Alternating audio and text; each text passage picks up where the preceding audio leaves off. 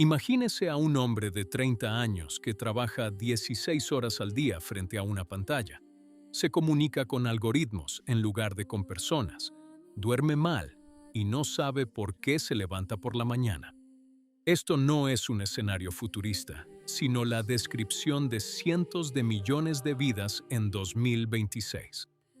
Las guerras continúan en Ucrania, Oriente Medio, Sudán. Los drones matan sin mirar a nadie a los ojos. Los datos biométricos de miles de millones de personas se venden cada segundo. El hombre es despojado de su humanidad no por un tirano uniformado, sino por sistemas invisibles, por lógicas de optimización, por algoritmos que deciden lo que ves, a quién amas, qué deseas. El nihilismo ya no es una filosofía que se lee en los libros. Es el agua en la que nadamos.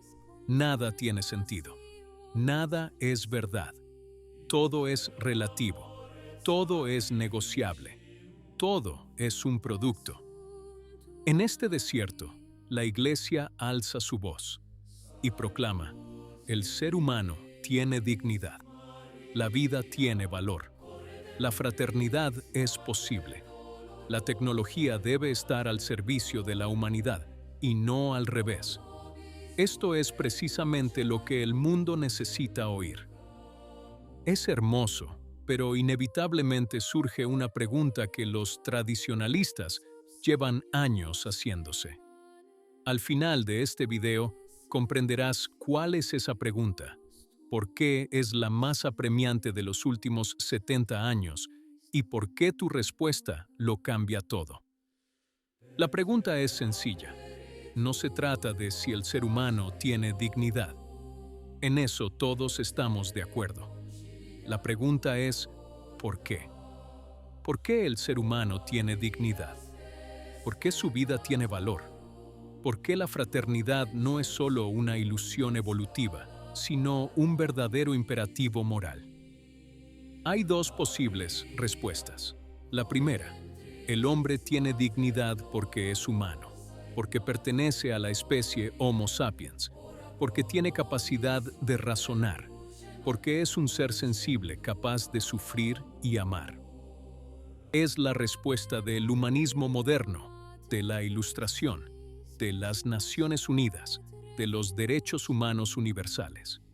La segunda, el hombre tiene dignidad porque fue creado a imagen de Dios, porque fue redimido por la sangre de Cristo, porque tiene un destino eterno que ningún algoritmo ni guerra puede borrar. Esta es la respuesta del catolicismo.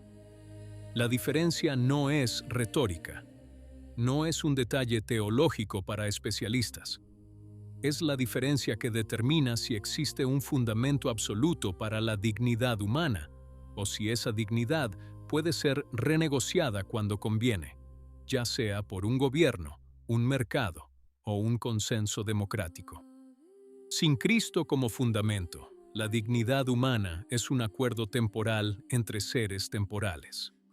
Con Cristo es un hecho eterno e inviolable. Comencemos con los hechos.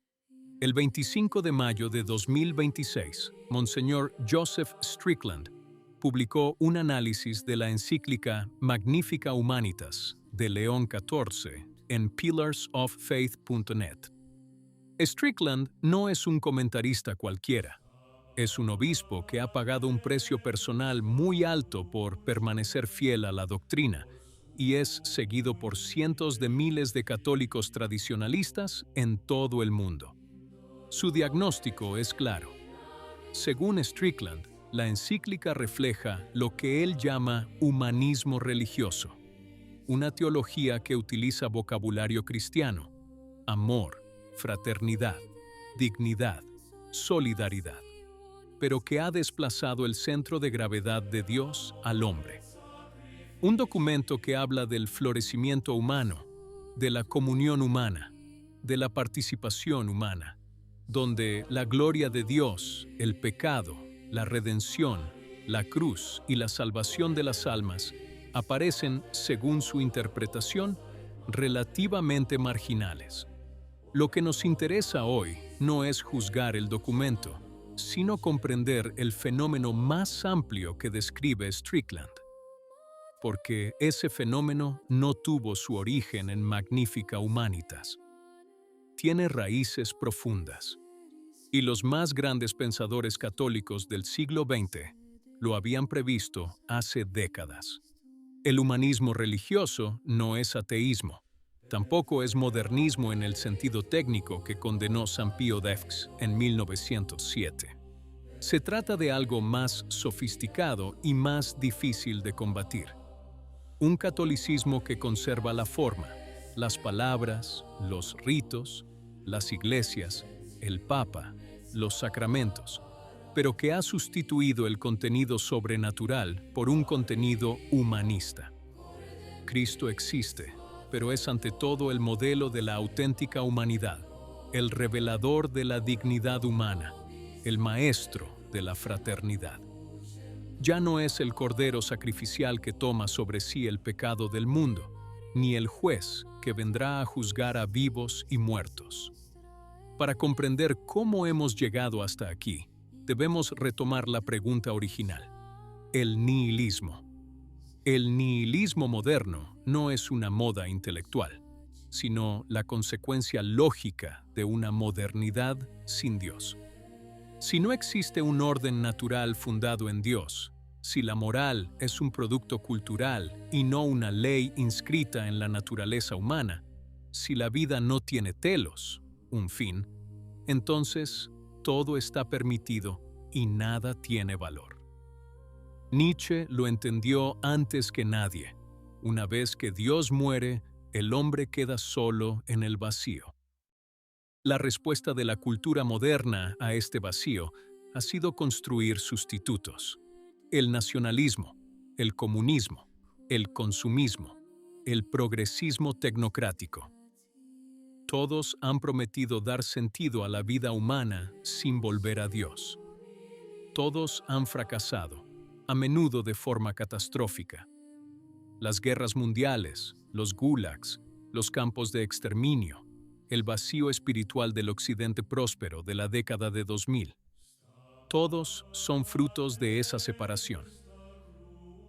La Iglesia ha sido testigo de este proceso, lo ha analizado, denunciado y combatido. Pero hubo un momento, largo, progresivo y difícil de fechar con precisión, en que un sector de la jerarquía optó por una estrategia diferente. En lugar de ofrecer la respuesta cristiana al nihilismo, Cristo como Señor de la historia, el pecado como raíz del problema, la gracia como solución, optó por ofrecer la respuesta humanista a través de la voz de la Iglesia. Ella eligió ser la conciencia moral de la humanidad, no la madre que guía a las almas hacia Cristo. Detengámonos un momento. Esto no es necesariamente una decisión deliberada y consciente. En muchos casos, fue una respuesta sincera a enormes presiones culturales. El Holocausto había desacreditado cualquier pretensión de superioridad religiosa en la Europa de posguerra. La ciencia moderna había reducido al hombre a un punto en un universo inmenso, haciendo que la afirmación universal del Evangelio pareciera arrogante. La revolución cultural de la década de 1960 había hecho que la moral absoluta resultara socialmente inaceptable en las universidades, los parlamentos y los medios de comunicación. La respuesta correcta habría sido el martirio cultural. Predicar la verdad incluso a costa de la impopularidad, como siempre lo ha hecho la Iglesia. La respuesta elegida fue la adaptación. Los pensadores a quienes la Iglesia considera sus mejores hijos lo habían descrito con asombrosa precisión. El primero fue un jesuita francés que escribió su libro más importante en 1944, mientras Europa ardía. Henri de Lubac publicó El drama del humanismo ateo en plena Segunda Guerra Mundial. Su tesis es sencilla y demoledora. Cuando el humanismo se separa de Dios, no se vuelve neutral, sino que construye una nueva religión. De Lubac analizó a Feuerbach, Comte, Marx y Nietzsche. Cada uno había construido un sistema moral y espiritual para reemplazar al cristianismo, a menudo utilizando su propio vocabulario. Libertad, fraternidad, solidaridad, dignidad. Palabras cristianas, vacías de su contenido cristiano. La conclusión implícita de Lubac era una pregunta que no se atrevió a formular explícitamente. ¿Qué pasaría si esta lógica entrara por la puerta principal de la propia Iglesia? 24 años después, en 1968, un joven teólogo alemán llamado Joseph Ratzinger publicó Introducción al Cristianismo. El libro contiene un diagnóstico que resuena hoy como una profecía. El peligro no es el ateísmo declarado, sino el criptocristianismo, la forma cristiana despojada de su contenido sobrenatural. No se trata de negar a Cristo, sino de reducirlo a un símbolo. El símbolo de la auténtica humanidad, el modelo de plenitud humana, el maestro de la paz y la fraternidad. Una religión que mantiene la fachada, pero ha sustituido su fundamento por otra cosa. En 2005, 3 días antes de convertirse en papa, el propio Ratzinger pronunció el discurso de Subiaco ante los fundadores del Premio San Benedetto. Sus palabras son precisas. Ha surgido un nuevo tipo de civilización pagana que, en la práctica, es un cristianismo sin Cristo. No lo dijo como una predicción del futuro, sino como un diagnóstico del presente. Era 2005, antes de muchos de los acontecimientos que conocemos. Romano Guardini ya había escrito, en 1956, El fin de la era moderna. La modernidad no termina con el triunfo del ateísmo, escribió Guardini, sino con el surgimiento de un paganismo nuevo y más sofisticado, capaz de absorber el vocabulario cristiano y utilizarlo con un propósito diferente. Ese mismo libro era uno de los favoritos de Ratzinger. Lo había leído de joven, todavía lo citaba cuando era papa. Luego está una fuente que muchos desconocen, pero que quizás sea la más inconveniente de todas. En 1983, la Congregación para la Doctrina de la Fe, dirigida por el entonces prefecto Joseph Ratzinger y aprobada por Juan Pablo II, emitió una declaración que prohibía a los católicos unirse a la masonería. El documento identificaba la razón con precisión quirúrgica. La masonería no es directamente anticristiana. No niega a Dios ni ataca los sacramentos. Promueve la libertad, la igualdad y la fraternidad entre todas las personas de todas las creencias, sin que Cristo sea el único Salvador. Una religión natural y universal, una fraternidad espiritual de la humanidad que trasciende las divisiones confesionales. Combatió el relativismo con sus propias herramientas, la razón y la historia. Cuando Ratzinger, en 1983, identificó la masonería como una lógica incompatible con el catolicismo, no se refería a rituales secretos ni a conspiraciones políticas.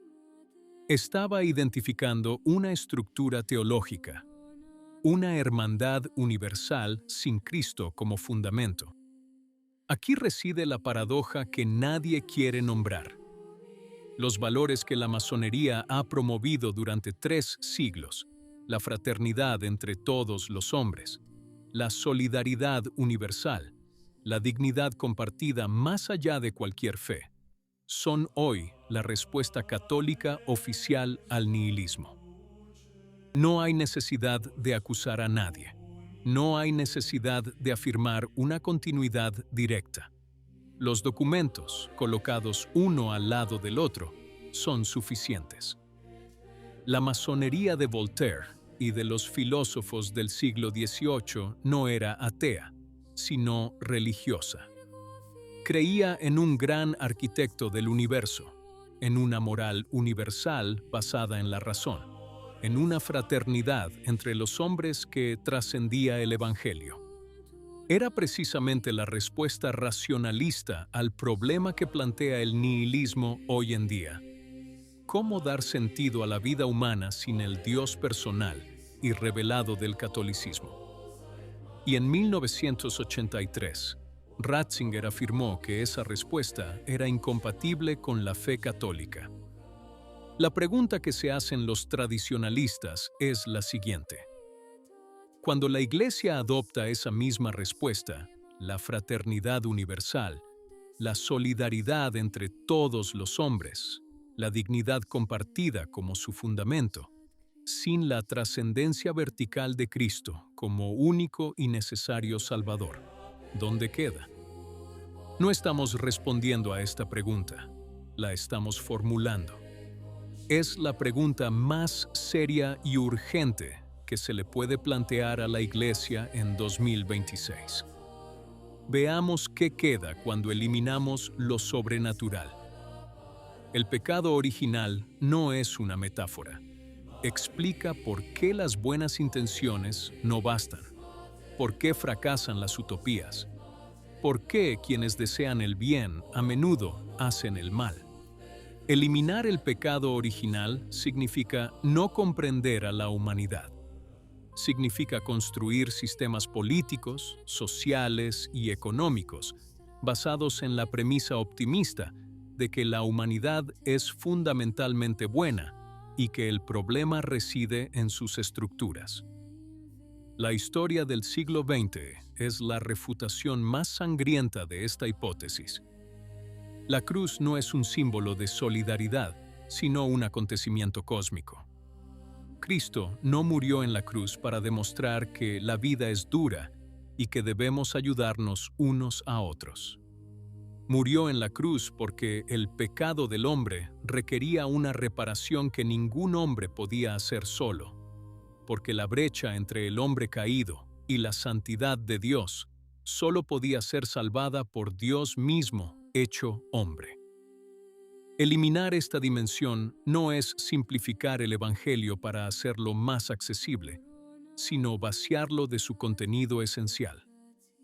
El juicio final no es una amenaza medieval, sino la garantía de que las decisiones morales tienen un peso eterno, de que el mal no queda impune y de que el bien no termina en la nada. Sin juicio, sin infierno, sin cielo, la moral cristiana pierde su fundamento trascendente y se vuelve indistinguible de una ética secular bien formulada. Y una ética secular bien formulada no necesita a Cristo, ni a la cruz, ni a los sacramentos. Solo necesita buena voluntad y buenas instituciones. Aquí estamos, en el momento que les prometí al principio. La pregunta era, ¿por qué el hombre tiene dignidad? No porque sea humano, porque es imagen de Dios. No porque pertenezca a la especie Homo sapiens, porque fue redimido por la sangre de Cristo. No porque tenga capacidad racional o emocional, porque tiene un destino eterno que ningún algoritmo puede optimizar y ninguna guerra puede destruir definitivamente. Esta respuesta, la cristiana, no la humanista, es la única que se sostiene en la era del nihilismo. No porque sea más bella o reconfortante, sino porque es la verdad. Y porque solo una verdad trascendente, solo un fundamento que se sitúa por encima del hombre y no deriva del hombre, puede resistir las presiones de la historia, los cambios culturales y las modas intelectuales. Una dignidad basada en la humanidad puede ser renegociada. Lo vimos en el siglo XX. Una dignidad basada en la imagen de Dios es intocable. La pregunta que los tradicionalistas se han hecho durante décadas no es ¿está equivocada la Iglesia?, sino ¿sobrevive el auténtico catolicismo? La respuesta es sí, no por optimismo, sino porque la promesa de Cristo es precisa e irreversible. Las puertas del infierno no prevalecerán contra él. Lo cual no significa que la institución visible no pueda soportar crisis profundas, dolorosas y prolongadas. La historia lo demuestra. El catolicismo auténtico nunca ha sido la mayoría en tiempos de crisis. Los criterios para reconocer el auténtico catolicismo no han cambiado ni pueden cambiar. El magisterio infalible de los concilios ecuménicos, la tradición apostólica ininterrumpida, la escritura interpretada por la tradición. Ni el sínodo, ni la sensibilidad cultural del momento, ni la respuesta pastoral al último problema del mundo. La medida del catolicismo es Cristo, el Cristo de la fe, no el Cristo del humanismo. Y Cristo no cambia, ayer, hoy y siempre. Lo que estamos viviendo no es el fin de la Iglesia, es una de sus mayores crisis, quizás la más grave de la historia reciente, porque ataca el núcleo doctrinal, no solo la disciplina o la moral. Pero también es el momento en que la fe se vuelve real, no porque sea conveniente, no porque sea la corriente principal, sino porque es verdad. Y la verdad no necesita adaptarse al mundo, necesita ser proclamada al mundo, incluso cuando el mundo no quiera escucharla. Si valoras este trabajo y quieres ayudar a que el canal crezca, ahora puedes apoyarnos mediante una suscripción. Somos completamente independientes y tu apoyo nos permite seguir ofreciendo contenido sobre fe, tradición y actualidad en la Iglesia. Muchas gracias. ¿Qué opinas? Si te gustó el video, comenta amén. Que Dios te bendiga.